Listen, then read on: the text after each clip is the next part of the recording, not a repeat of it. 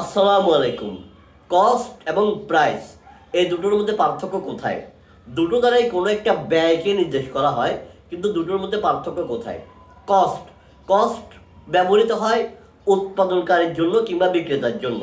একটা পণ্য উৎপাদনের জন্য উৎপাদনকারীর যে খরচটা হয় তাকে বলা হয় কস্ট। অথবা একটা পণ্য আপনি বিক্রেতা, আপনি বিক্রি করবেন, বিক্রি করার আগে তো আপনাকে কিনতে হবে। এই কেনার জন্য আপনার যে খরচটা করতে হবে সেটাকে বলা হয় কস্ট। যেমন the cost of this marker is 30 টাকা, the cost of this marker is 30 টাকা।